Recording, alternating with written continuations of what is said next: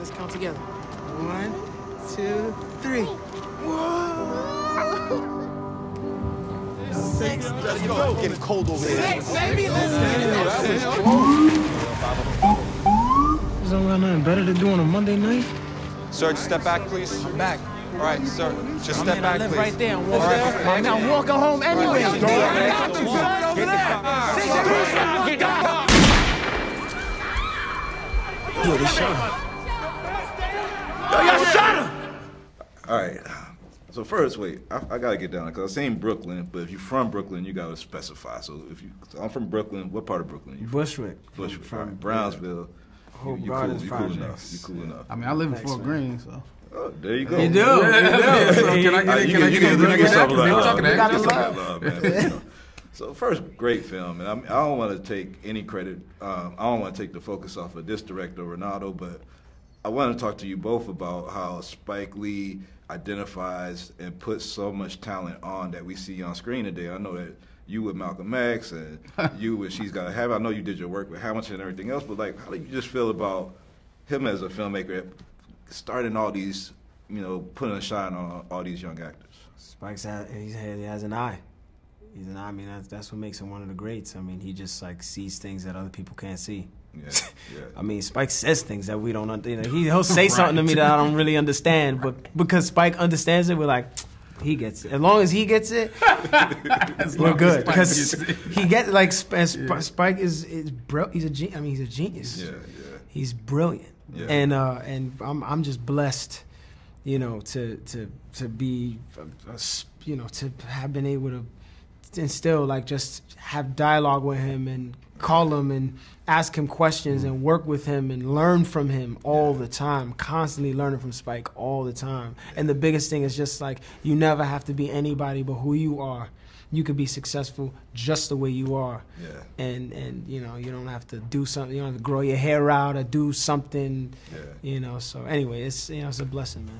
Let's talk about this TIFF experience, because I got to see this at TIFF, and I seen your screenings and other events, but just being among all those filmmakers and other actors, like, what was that experience for you, just being that real artistic, environment presenting this film?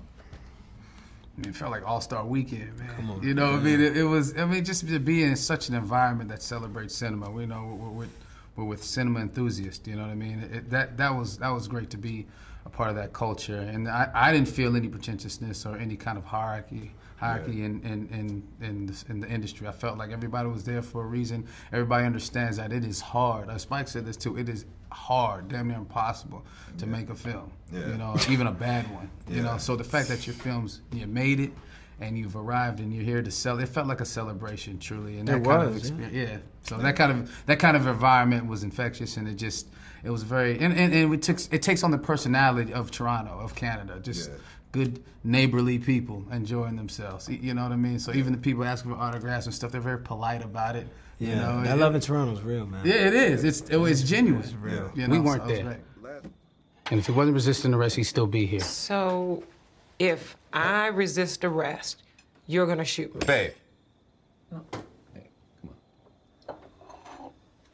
I mean, shouldn't there be some kind of training for that? Our training's just fine. Training's not the problem. So what do you think the problem is? One cop goes too far and now we're all guilty? Is that what you're saying? One cop? Larson is just this month's victim. Well, what would you do? What would I do? Yeah, Lisa, what would you do if somebody twice your size is coming at you? After several warnings, what would you do? He was just standing there, if you remember. You don't know that. You know how quickly these things escalate? What? He was surrounded by 6 or 8 cops. Takes seconds, Lisa. He's dead.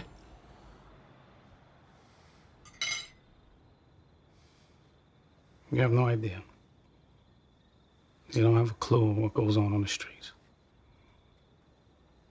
You see 3 minutes of a shaky video and you think you know what you do. One cop's mistake, and now we're all to blame.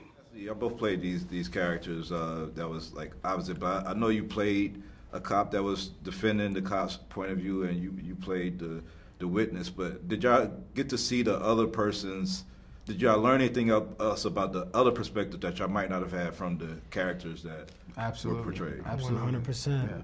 Absolutely. I got family members who are cops, you know, and I have these conversations with them all the time, and we don't agree on everything, but I'm really happy that we've never had a dialogue that went astray or went so far that we couldn't hear each other out. Right. And this movie, I'm so happy that it's this movie on a bigger scale is like a grandiose like picture of the small pictures that my family and I, the small moments that I have with them at home, you know.